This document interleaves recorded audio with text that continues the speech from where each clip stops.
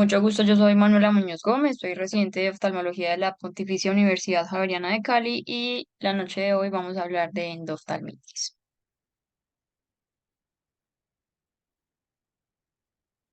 Mm.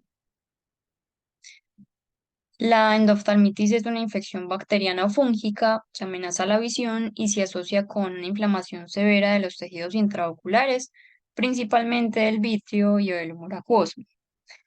Tenemos que las infecciones intraoculares cuando son causadas por parásitos o virus, pues se van a considerar uveitis, como son la retinitis por citomegalovirus y la corioretinitis por toxoplasma. Cuando los pacientes tienen una endoftalmitis bacteriana, pues esta usualmente va a ser de inicio agudo, va a presentar pérdida visual y dolor ocular y estos pueden iniciar en horas o días dependiendo como del microorganismo que lo esté causando.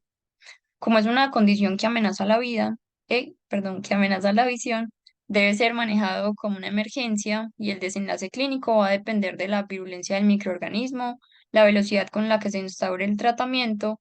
Por lo tanto, pues demoras en el tratamiento y en el inicio de la atención pueden llevar a pérdida visual permanente e incluso se reportan pues como pérdidas visuales a pesar de un diagnóstico y un tratamiento oportuno.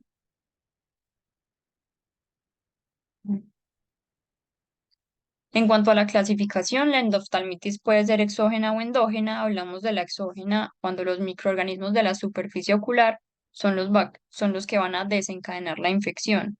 Y estos se pueden introducir al ojo, ya sea por traumas, cirugías, entre otros.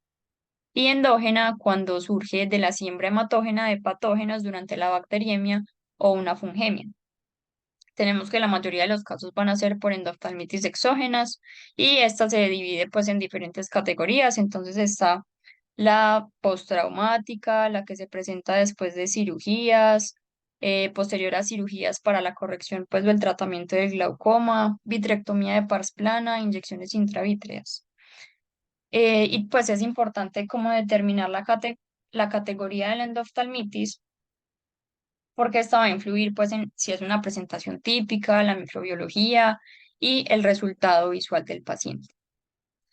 Tenemos que la fuente de patógenos en la endoftalmitis exógena, pues como ya lo mencioné, depende pues como del tipo de la endoftalmitis, si es de cirugía, traumática y en la endógena, usualmente es un foco de infección transitorio que puede ser un catéter venoso central permanente o un foco continuo como un absceso hepático, una endocarditis, una infección del tracto urinario, entre otras.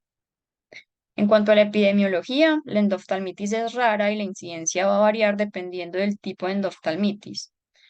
Tenemos entonces que la incidencia de la posoperatoria es de 0,036 a 0,36%, donde la catarata representa del 0,04 al 0,3%. Cuando es una cirugía de glaucoma o implantación de lentes intraoculares, se puede presentar hasta en el 0,2%, y cuando es posterior a una vitrectomía de pars plana en el 0,03%. Cuando es por una herida penetrante, va del 0,9 al 18%, pero se han reportado casos hasta en el 30% de los traumas. Y cuando es por inyección intravítrea es de 0,05%. Desde la aprobación de los anti-VEGF para tratar la degeneración macular neovascular relacionada con la edad en el 2004, pues ha habido un rápido aumento con el uso de estos y también pues otras inyecciones intravítreas. Entonces esta incidencia ha aumentado y se dice que se ubica ahora como en el segundo puesto. La endoftalmitis posoperatoria y la postraumática pues, son las principales, pero pues como ya venía mencionando, la de las inyecciones intravítreas ha ganado pues como eh, una alta popularidad recientemente, ubicándose más o menos en el segundo lugar. Y pues acá tenemos como la frecuencia de los otros tipos de endoftalmitis que enseguida vamos a mencionar como más a fondo. Vamos a empezar hablando entonces de la endoftalmitis aguda posterior a cirugía de catarata. Tenemos que el ojo se va a dividir en el segmento anterior que contiene el humor acuoso y que éste se produce y se reabsorbe con una tasa de cambio de 100 minutos. Y en el segmento posterior va a estar el humor vítreo y este no va a tener rotación. Entonces esto hace que el vítreo sea más susceptible que el humor acuoso a infecciones exógenas por la falta de regeneración. La cirugía de catarata que se realiza a través del segmento anterior del ojo usualmente resulta en una contaminación transitoria bacteriana del humor acuoso por la flora de la conjuntiva, más o menos en el 7 al 43% de las cirugías, pero rara vez estas van a evolucionar a una endoftalmitis. Solo el 0,1% de las cirugías pues se va a complicar con una endoftalmitis. En cuanto a la microbiología, casi todos los casos van a ser por bacterias, pero en regiones tropicales como la India, hasta el 20% de los casos pueden ser por hongos. Entonces tenemos que hasta el 95% de las infecciones van a ser desencadenadas por gram positivos, donde tenemos el coagulasa negativo, que es el principal porque es la flora normal de la conjuntiva. Está el epidermidis, el aureus y el enterococcus. Y entre los gram negativos que causan aproximadamente el 5% de las infecciones están las pseudomonas, el proteus y el hemophilus influenza. En cuanto a los factores de riesgo, pues tenemos que hay diferentes tipos de factores de riesgo. Hay unos del huésped, otros intraoperatorios y otros posoperatorios. En el huésped tenemos que son hombres de edad avanzada, que pueden tener inmunosupresión ya sea por diabetes, falla renal, entre otras enfermedades, blefaritis, una obstrucción del conducto lagrimal, usuarios de lentes de contacto o usuarios de gotas que estén contaminadas o colonizadas. En los intraoperatorios tenemos la ruptura de la cápsula posterior, que esta va a aumentar el riesgo de 7 a 11 veces, una pérdida vítrea, la remoción incompleta de la corteza, una incisión inferior, una cirugía prolongada, una solución de irrigación o un lente intraocular contaminados, anestesia tópica, combinación de cirugía de catarata y retina o hipotonía. Y en cuanto a los factores de riesgo posoperatorios, entonces tenemos la dehiscencia o filtración de la herida, encarcelación vítrea en la herida o no adherencia al tratamiento posoperatorio por parte del paciente. En cuanto a la clínica, los síntomas pueden iniciar, o sea, se pueden presentar hasta en los primeros 7 días posterior al procedimiento y tienen un cuadro insidioso en 12 a 24 horas con disminución de la agudeza visual, visión borrosa, ojo rojo, dolor ocular, edema palpebral o periorbitario, cefalea, miodesopsias y secreción. Y cuando es endógena, pues puede haber síntomas sistémicos que serían la fiebre, los escalofríos, astenia dinamia, náuseas o vómito. Al examen físico podemos encontrar hipopión, inyección conjuntival o quemosis, aunque estos últimos pueden representar cambios residuales posoperatorios. Entonces, pues hay que tener como una alta tasa de sospecha para poder diagnosticar la infección. Y al fondo de ojo, la visualización de la retina suele ser borrosa y usualmente no se visualizan los vasos. Y en la lámpara de hendidura podemos apreciar leucocitos y proteínas que serían las células y el flare. En cuanto a las ayudas diagnósticas, se puede solicitar un hemograma que este puede estar alterado hasta en el 30% de los pacientes con una leucocitosis mayor de 10.000, una PCR y una BSG, el TAC y la resonancia que nos van a ayudar a evaluar la extensión de la enfermedad y la ecografía modo B que usualmente nos va a mostrar aumento de la ecogenicidad en el vítreo por la inflamación intraocular y este es útil cuando las alteraciones del segmento anterior dificultan la visualización o la evaluación del segmento posterior. Y esas nos pueden mostrar entonces engrosamiento coroidorretinal, un absceso coroideo o desprendimiento de retina, y se deben buscar ecos vítreos, formación de membranas inicialmente que pueden ser delgadas y ya posteriormente gruesas con alta reflectividad. Ya que en esta imagen entonces se puede apreciar un endoftalmitis con unos ecos heterogéneos en la cámara posterior que son consistentes con exudados vítreos y aumento de la ecogenicidad de la grasa intraorbitaria. En cuanto al diagnóstico, este es clínico y se basa en los signos y síntomas hallados al examen físico y va a ser confirmado por un cultivo positivo del humor acuoso o vítreo, pero hay que tener en cuenta que un cultivo negativo pues no va a descartar el diagnóstico. Para la obtención del cultivo, entonces se aspira a 0,1 mililitros de humor acuoso a través del limbo esclerocorneal con una aguja de 30 a 32 gauge en una jeringa de 1 a 3 mililitros. Y para el vitrio se van a tomar 0,2 a 0,3 mililitros y se pueden emplear varias técnicas, que sería la biopsia, la vitrectomía pars plana o los aspirados vítreos. Entonces, en la vitrectomía vamos a usar un vitrector que corta 5.000 cortes por minuto y aspira simultáneamente partes del vítreo. Entonces, inicialmente se toma una muestra del vítreo sin diluir antes de iniciar pues como el procedimiento, que esta sería la biopsia. y luego se aplica solución salina equilibrada para mantener la turgencia del ojo y el resultado es un aspirado vítreo diluido. Y este se conoce como los lavados vítreos. Entonces, al final de la vitrectomía se obtiene un volumen de 50 a 100 mililitros de lavados vítreos. Para el procesamiento de la muestra, entonces, para el aspirado vítreo o de humor acuoso y las biopsias no diluidas, se aplica una gota en un portaobjetos de vidrio para la tinción Gram y otra gota en un portaobjetos para la tinción con calcoflúor, que esta nos sirve para identificar hongos. Y el resto de la muestra se cultiva de manera aerobia y anaerobia en diversos medios como el agar sangre, el chocolate, el saburo glicolato o caldo de carne. Para los lavados vitreos, entonces estos son diluidos, entonces se toma una muestra de 5 mililitros, se centrifuga y el sedimento se usa para las tinciones y los cultivos, mientras que el resto se va a filtrar al vacío en un papel de filtro de 0,45 micrones y este papel se corta en diferentes pedacitos y se coloca en los diferentes medios de cultivo. Y en cuanto a la vitrectomía, entonces tenemos que esta tiene el mejor rendimiento para el cultivo positivo hasta en el 90% de los casos, mientras que solo el 75% de las muestras con aspirado vítreo van a ser positivas.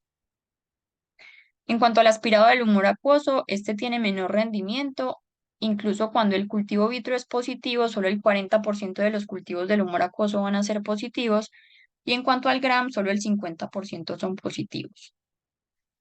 Las técnicas moleculares como la PCR pues vienen jugando cada vez un papel más importante en el diagnóstico. Estas son confiables, rápidas y sensibles, pero pues no están ampliamente disponibles y su limitante es que no tienen antibiograma.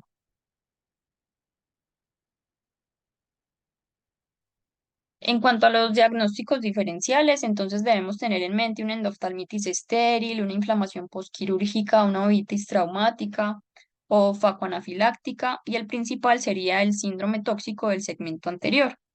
Este síndrome es un tipo de inflamación posoperatoria estéril y va a comprometer principalmente el segmento anterior del ojo y va a ser causado por una reacción a una toxina estéril o un contaminante introducido durante la cirugía. Usualmente los síntomas van a iniciar 12 a 48 horas posterior a cirugía. Hay edema corneal de limbo a limbo, aumento de la presión intraocular, una pupila irregular o no reactiva, inflamación intravítrea y entonces estas características son los que principalmente nos van a ayudar a diferenciarlo frente a la endoftalmitis. Y también hay que tener en cuenta que este responde muy bien al tratamiento antiinflamatorio con esteroides y tiene muy buen pronóstico visual. Cuanto al tratamiento, vamos entonces a hablar un poquito de la prevención y la profilaxis. La única evidencia de categoría 1 de reducción del riesgo frente a las tasas de endoftalmitis es el uso de antisépticos como la povidona yodada para la preparación preoperatoria. Este es el medio más efectivo para reducir entonces la infección posoperatoria, no solo para oftalmología, sino pues en general en todas las especialidades. Y hay que tener en cuenta que las bacterias no desarrollan resistencia frente a la povidona yodada y también es eficaz contra hongos y virus. En cuanto al tiempo que se debe dejar pues para actuar, hay estudios que dicen que 5 minutos, pero en general los estudios demuestran que con 3 minutos es suficiente. Se realizó un estudio con 55 pacientes y estos pacientes eran sometidos a Faco más lío de manera unilateral, entonces el otro ojo iba a ser el control. Entonces en el ojo que iba a ser intervenido se aplicó la povidona yodada durante 3 minutos y se obtuvo que inicialmente se realizó un cultivo antes de la aplicación de la povidona yodada.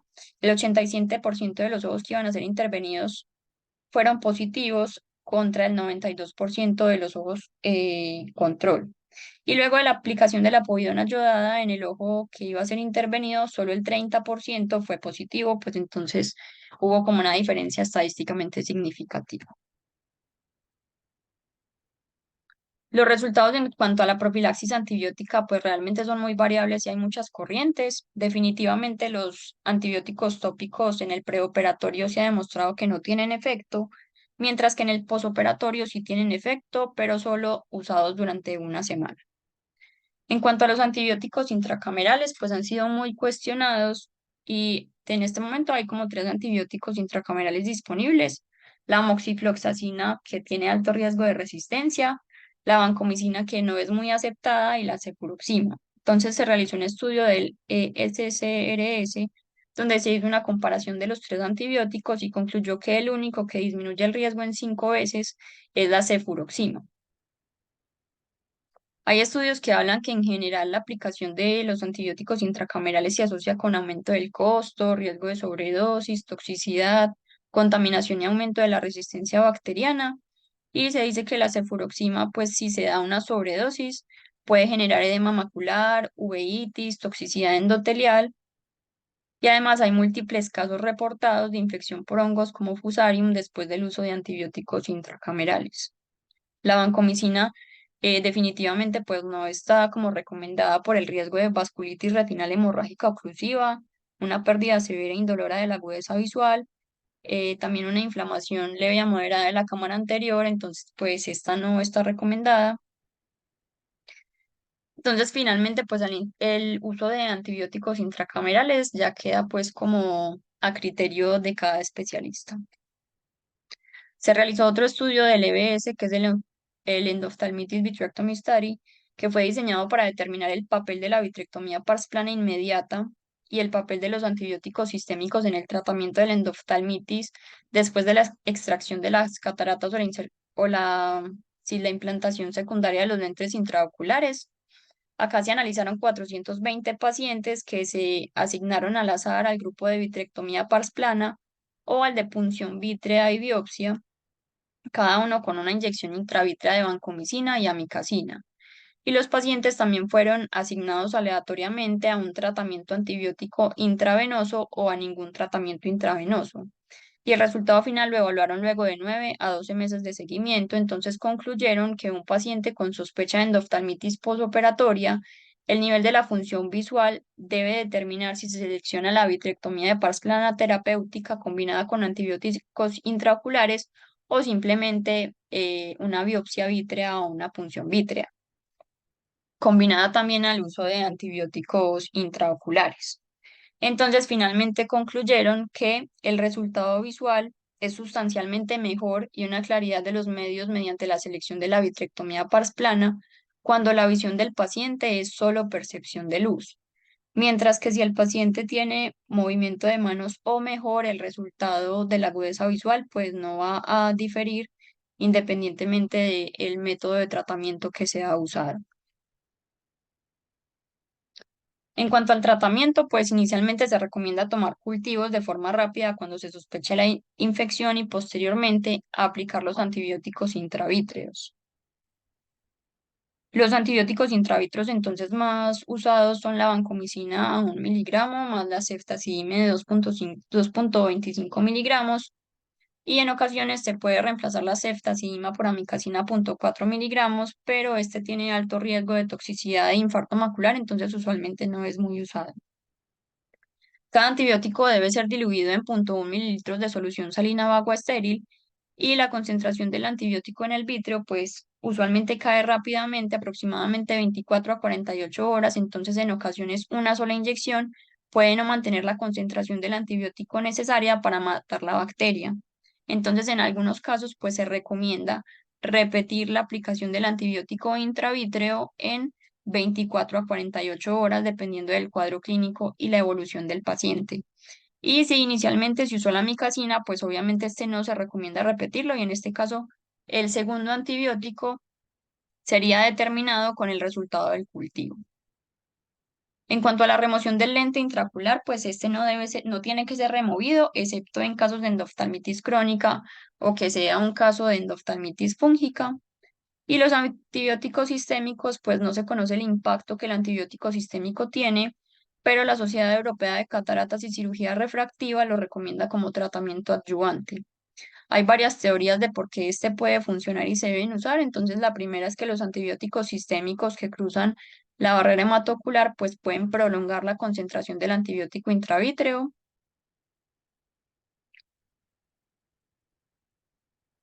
Entonces, en este caso, pues se recomienda el uso de antibióticos como el imipenem o la moxifloxacina, que pueden cruzar la barrera hematocular.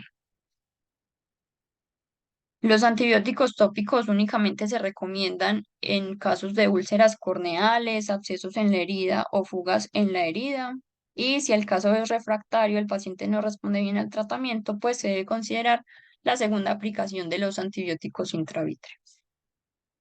Estos son los antibióticos intravítreos que hay disponibles, pero acá pues en nuestro medio están la vancomicina, la ceftazidima y la amicacina, y pues los antifúngicos que son la anfotericina B, el voriconazol, y esos serían todos. En cuanto al desenlace visual, mientras más mala sea la visión al momento de presentación, hay menor probabilidad de recuperarla. Aproximadamente la mitad de los pacientes con endoftalmitis post cirugía de catarata va a tener una visión de 20/40, mientras que el 10% será de 20/800 o peor. Y recordar que el desenlace visual depende entonces de la virulencia del patógeno. Los peores desenlaces se encuentran en infecciones por estreptococo y los mejores en infecciones por estafilococo coagulasa negativo o cuando los cultivos son negativos. Vamos a hablar entonces ahora de la endoftalmitis crónica en pacientes pseudofáquicos. Esta es una condición o una complicación rara de la cirugía de catarata y usualmente se presenta luego de 6 semanas del posoperatorio por microorganismos menos virulentos. Entonces, cuando se implanta el lente, los microorganismos pueden quedar como atrapados entre la cápsula posterior y el lente y allí son resguardados del sistema inmune. Usualmente esta puede ser causada por Cutibacterium acnes y en algunos casos por estafilococo, coagulasa negativo y difteroides. Esta se va a caracterizar por una inflamación de bajo grado que puede persistir por meses y usualmente es mal diagnosticada con iritis no infecciosa y típicamente mejora parcialmente con esteroides tópicos, pero cuando esté suspendido o retirado, pues vuelve a empeorar. Entonces, pues el diagnóstico es como difícil y se retarda en muchos casos y el diagnóstico pues puede tardar hasta meses en realizarse. La clínica es muy similar a la previa, entonces tenemos disminución de la agudeza visual ahora el dolor ocular puede ser más leve, en el otro era un poquito más intenso. Al examen físico en la lámpara de hendidura se evidencian también los glóbulos blancos en la cámara anterior y en la mayoría de los pacientes puede haber una placa blanca en la cápsula posterior del cristalino. También se puede apreciar vitritis anterior con células blancas e hipopión en el vítreo anterior. El diagnóstico es difícil y se basa entonces en la alta sospecha clínica soportada por los cultivos del humor vítreo o del humor acuoso y también de la cápsula posterior. Los cultivos del humor acuoso suelen ser negativos e incluso cuando el cultivo de la cápsula posterior del cristalino es positivo, el del humor acuoso sigue siendo negativo. Es muy importante acá incluir los cultivos por anaerobios y el mayor rendimiento del cultivo es cuando es tomado entonces de la placa localizada en la cápsula posterior. En cuanto al tratamiento, pues es ideal inicialmente realizar la vitrectomía, aplicación de antibiótico con inyección intravítrea, la capsulectomía total y el cambio a la remoción del lente, porque con el cambio del lente pues van a mejorar los desenlaces drásticamente y esto va a prevenir que haya recurrencia, que usualmente es hasta en el 14%, mientras que si el lente no es cambiado o no es removido, la recurrencia es hasta el 50% y no, en este caso no se recomiendan los antibióticos sistémicos. En cuanto a la endoftalmitis posterior a inyección intravítrea, tenemos que el uso de los medicamentos intravítreos pues es de los campos de más rápido crecimiento, como ya mencioné previamente. Entonces la tasa de prevalencia viene en aumento.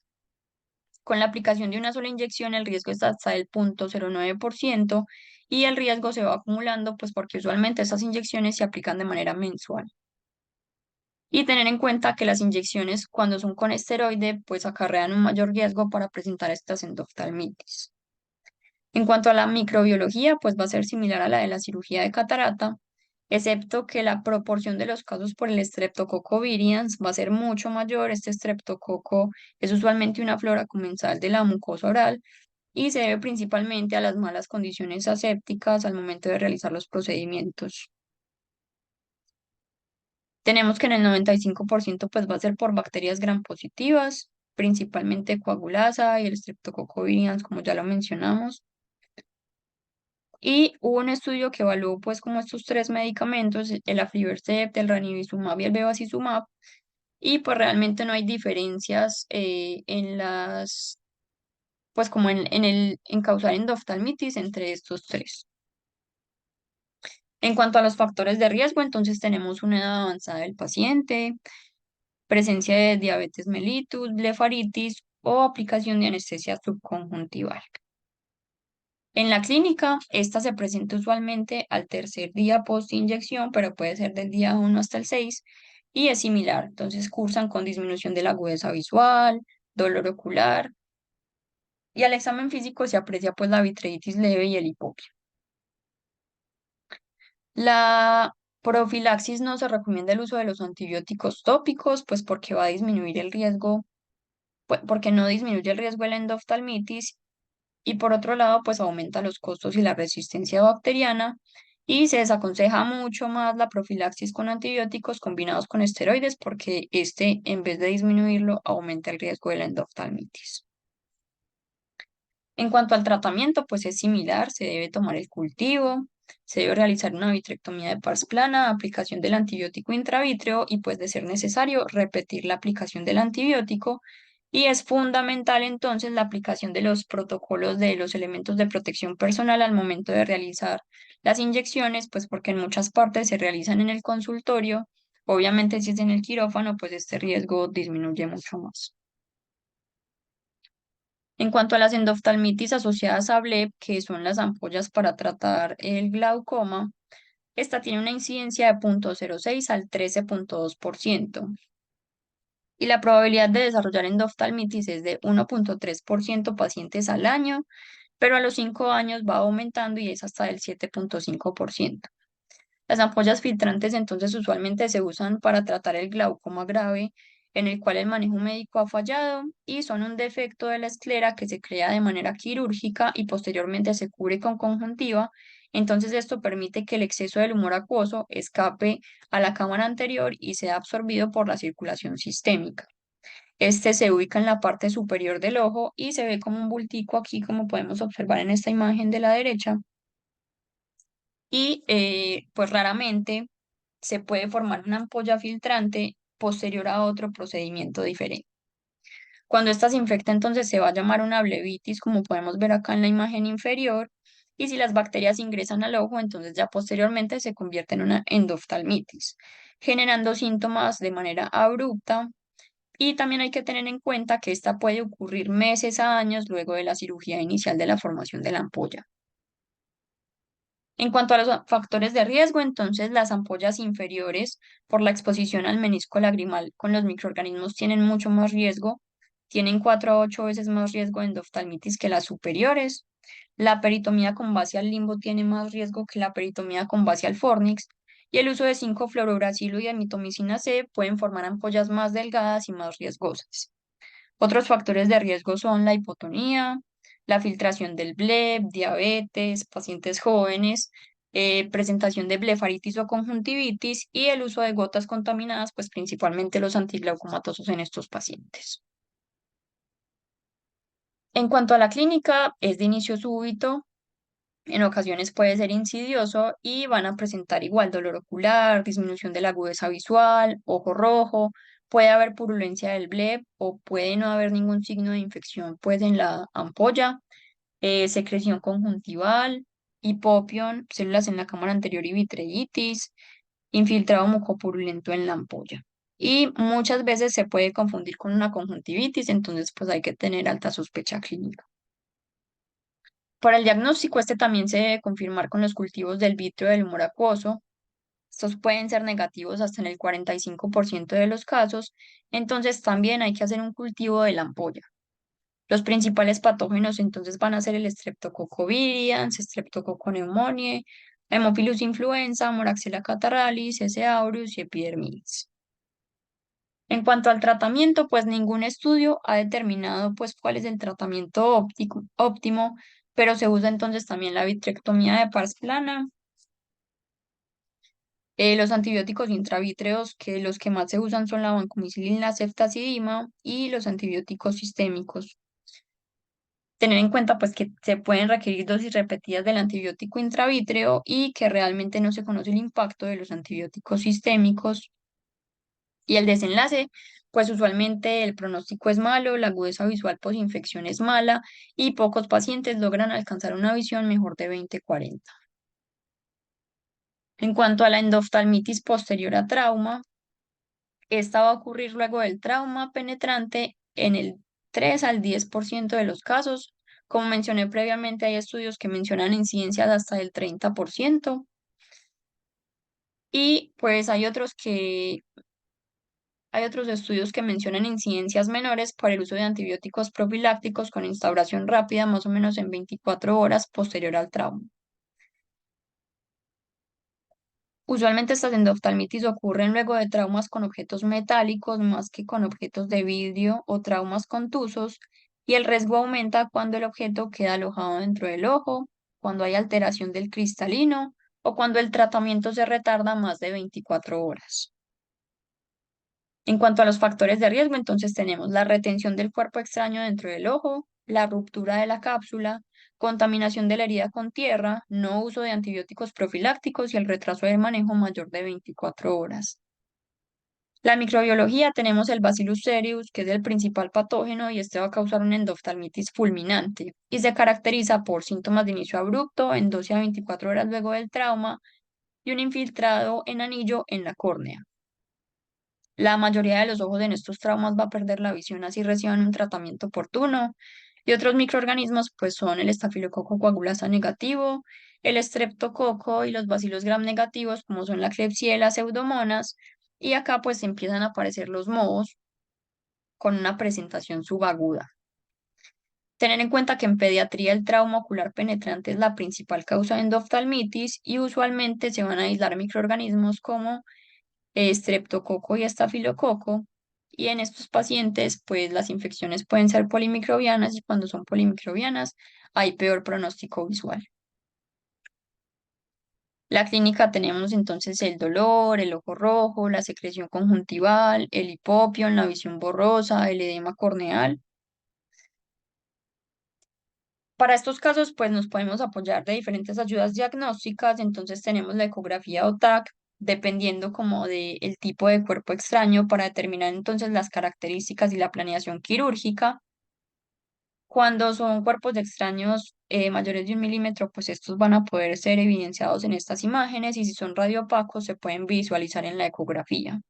Recordar que la resonancia puede usarse solo con elementos de aluminio o níquel y el resto se encuentran contraindicadas pues por los elementos metálicos. En cuanto a la prevención, entonces, se usa antibiótico intravítreo, la vancomicina o la ceftazidima, y antibióticos sistémicos como las quinolonas van a tener mayor penetración ocular, entonces nos van a ayudar en estos casos. Se puede usar la cefazolina 1 gramo cada 6 horas, ciprofloxacina 400 cada 12, y se puede asociar a vancomicina cuando hay presencia de cuerpos extraños intraoculares. Posterior al trauma, se deben dar 2 días de tratamiento profiláctico sistémico con estos antibióticos que mencioné previamente y se debe realizar el cierre de la herida y la extracción del cuerpo extraño lo más rápido posible. Para el tratamiento, una vez establecida entonces la infección, se debe realizar la vitrectomía de pars plana, la aplicación del antibiótico intravítreo y los mismos son los que se aplican, la vancomicina y la ceftazidima, pero si hay sospecha de Bacillus cereus, se debe adicionar la clindamicina. Y si tenemos pues la presencia de alguna herida, se deben adicionar los tratamientos tópicos como vancomicina con ceftazidima con aplicación cada hora. En la endoftalmitis endógena, entonces, esta representa hasta el 20% de las endoftalmitis, va a resultar de la siembra de una bacteriemia o una fungemia en el ojo, tiene una incidencia pues más bajita que el resto, es de 1 en 2000, pero cuando es por SAM-R es de 1 en 500. Entonces, la fuente de la bacteriemia o de la fungemia puede ser una endocarditis, una ITU, abscesos abdominales, principalmente los hepáticos, meningitis, catéteres venosos permanentes, endoscopias, usuarios de drogas intravenosos. Entonces, hay que preguntar por todos estos factores de riesgo. En Estados Unidos, la principal causa van a ser las endocarditis y en los usuarios de drogas intravenosas el principal patógeno van a ser los hongos, principalmente la cándida. Mientras que en Taiwán, Singapur, Corea y países del este de Asia, pues el principal causante va a ser la Klebsiella pneumoniae por los abscesos hepáticos. También hay que tener en cuenta que este se puede presentar de forma bilateral hasta en el 25% de los casos y los pacientes pueden cursar con síntomas sistémicos hasta en el 57% de los casos. Los microorganismos, entonces las bacterias principalmente son el estreptococo y el estafilococo, y cuando es por hongos, entonces los principales son la cándida y el aspergillus. Los microorganismos pues van a depender mucho de la ubicación geográfica que tenga el paciente. Entonces, ese auris es más frecuente en Occidente, Klebsiella pneumoniae en Oriente y en Europa y Norteamérica las infecciones son principalmente por S. pneumoniae o Milleri. Y en cuanto a los hongos y las levaduras, eh, los hongos, la levadura más frecuente va a ser la cándida, seguida por los mohos, que es el aspergillus. En cuanto a los factores de riesgo, entonces tenemos que hay factores de riesgo del huésped y asociados a la atención. Entonces, del huésped, ya las infecciones que mencionamos previamente, sumados a drogas intravenosas, diabetes, malignidad e inmunosupresión. Y asociadas a la atención, entonces que el paciente haya tenido una hospitalización reciente, catéteres permanentes, la hemodiálisis, procedimientos del tracto gastrointestinal, el uso de esteroides, trasplantes y quimioterapia. La clasificación, entonces, dependiendo de la ubicación anatómica, entonces puede ser focal cuando hay focos, cuando hay uno o pocos focos en el iris, el cuerpo ciliar, la retina o la coroides. Anterior difuso si hay signos de inflamación severos en el segmento anterior y posterior difuso con signos de inflamación severos en el segmento posterior. Y la panoftalmitis, pues es cuando se compromete el segmento anterior, el posterior y las estructuras orbitarias. Y la clasificación de la endoftalmitis fúngica endógena, entonces el estadio 1 es cuando hay cambios corioretinales con extensión a la cavidad vítrea.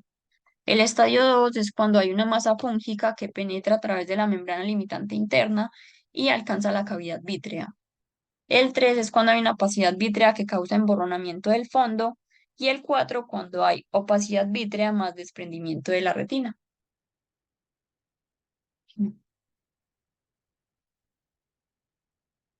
En cuanto a la clínica, entonces puede asociarse a síntomas de bacteremia o solo presentar síntomas oculares como el dolor ocular, la disminución de la agudeza visual, el edema palpebral o periorbitario, la quemosis, células en la cámara anterior, el hipopión, las sinequias posteriores, la vitreitis y la corioretinitis, y tener en cuenta entonces que pueden ser bilaterales. Entonces, en las endoftalmitis endógenas hay unos signos que nos hacen sospechar que la infección es positiva, que puede ser posible o que es probable. Es positiva cuando tenemos la presencia de abscesos uveales, un hipopión mayor de 1,5 milímetros, exudados vítreos, émbolos sépticos arteriolales visibles, una retinitis necrotizante,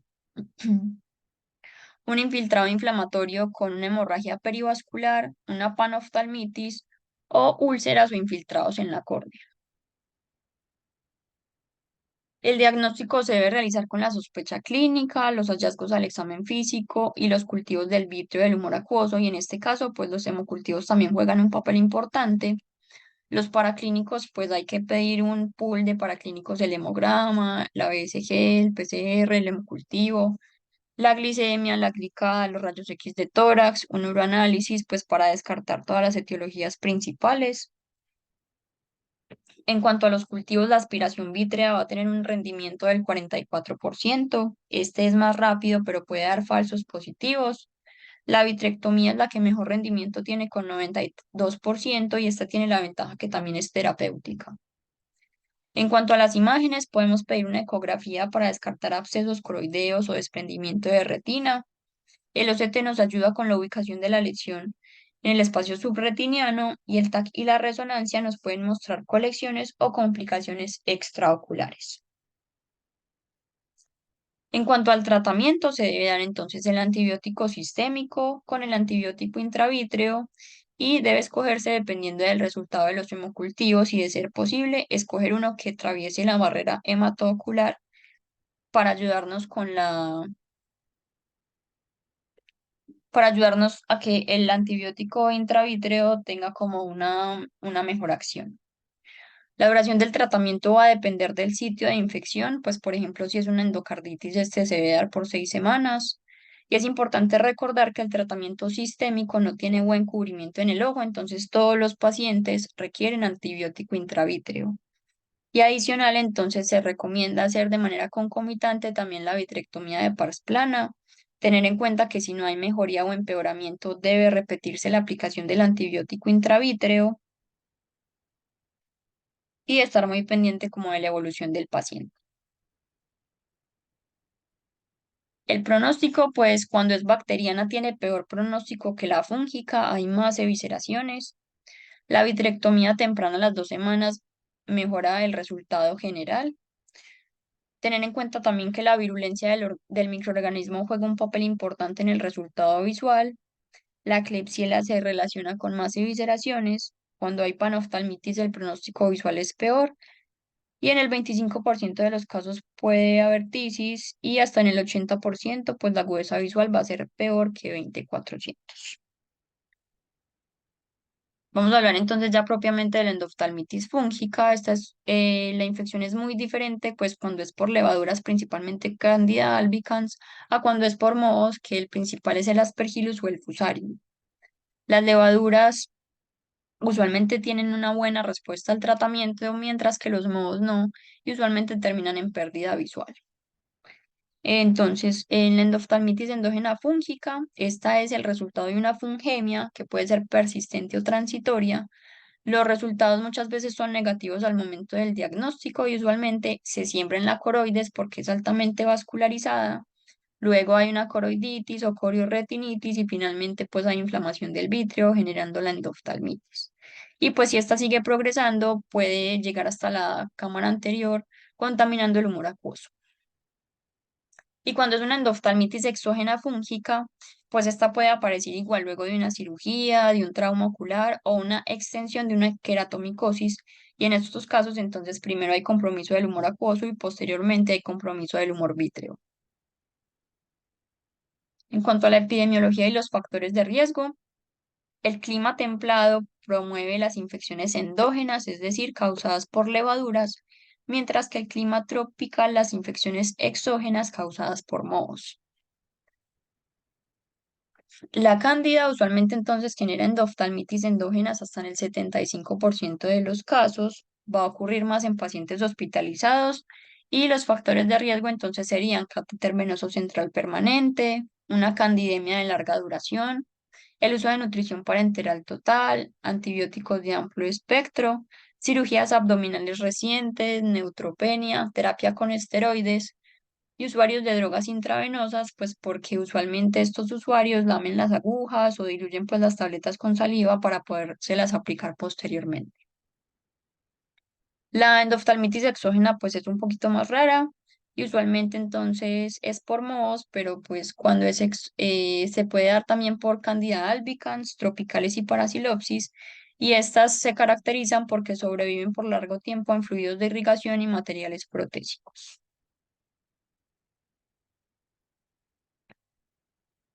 En cuanto a los mohos, entonces son más comunes en regiones húmedas y calientes. Las endoftalmitis endógenas usualmente son por Aspergillus fumigatus, Flavus o Fusarium.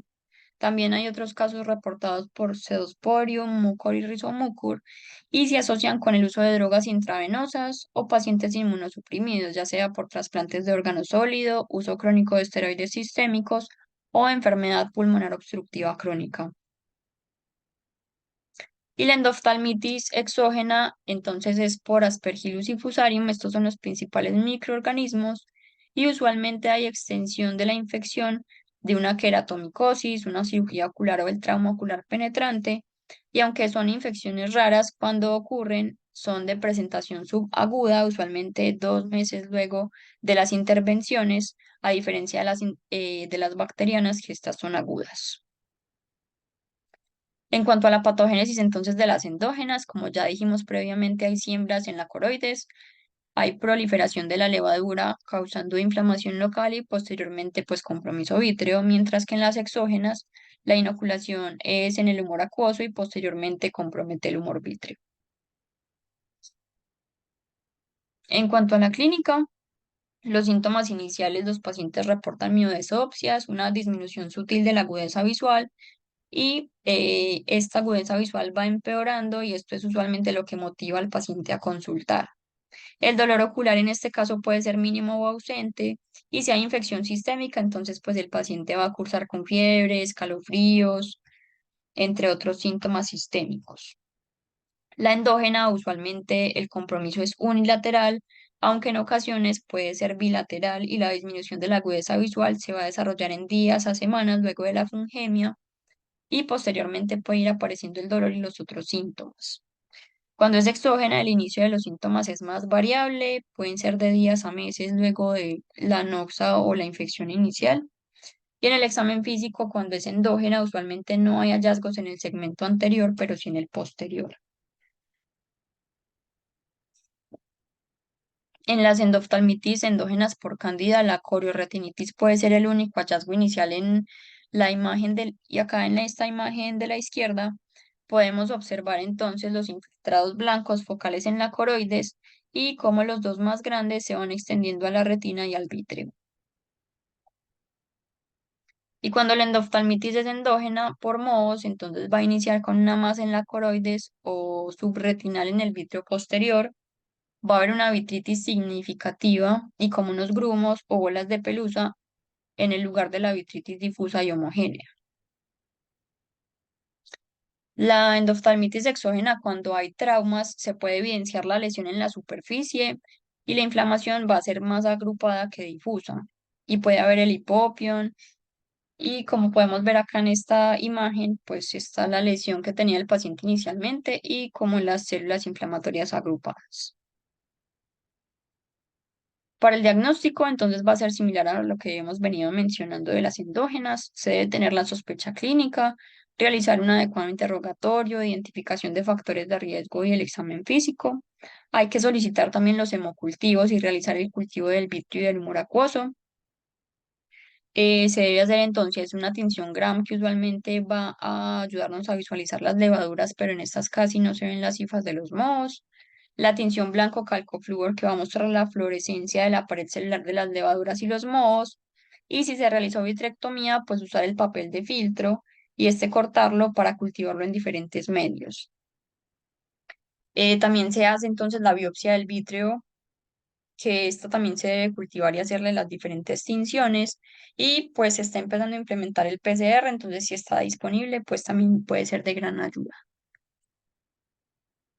En cuanto al tratamiento, las endoftalmitis exógenas y endógenas por cándida, entonces se les debe dar el antifúngico sistémico con el antifúngico intravítreo, realizar la vitrectomía y la remoción del lente. Entonces, los antifúngicos intravítreos disponibles son la anfotericina B, que se usa de 5 a 10 microgramos diluido en 0,1 mililitros de agua estéril, o el voriconazol, que se usa en 100 microgramos en 0,1 mililitros, y este puede ser en solución salina o en agua estéril. Los antifúngicos sistémicos, entonces tenemos disponible el fluconazol y el voriconazol.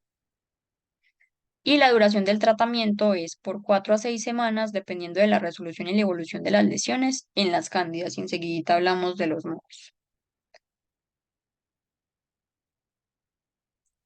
Y en los mohos, entonces se da el mismo tratamiento anterior, pero usualmente el tratamiento se deja hasta por 1 o más meses, dependiendo de la evolución que vaya teniendo el paciente.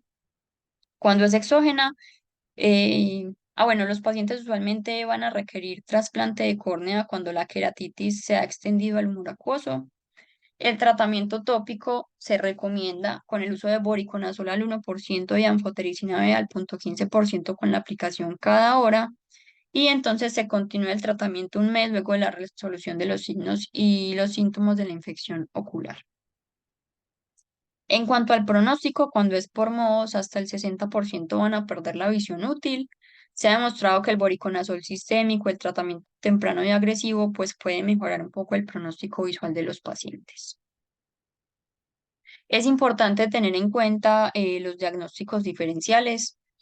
Estos los traigo pues porque los pacientes también pueden cursar con disminución de la agudeza visual, pues algunas de estas patologías pueden tener o no dolor y el ojo rojo, entonces hay que tenerlas muy en cuenta y siempre considerarlas en el servicio de urgencias. Entonces, entre ellas tenemos el glaucoma primario de ángulo cerrado, la oclusión de la vena o la arteria central de la retina, la arteritis de las células gigantes, la hipertensión intracraneana idiopática, el ACV occipital, la celulitis orbitaria, la ruptura del globo ocular, ya sea postraumática o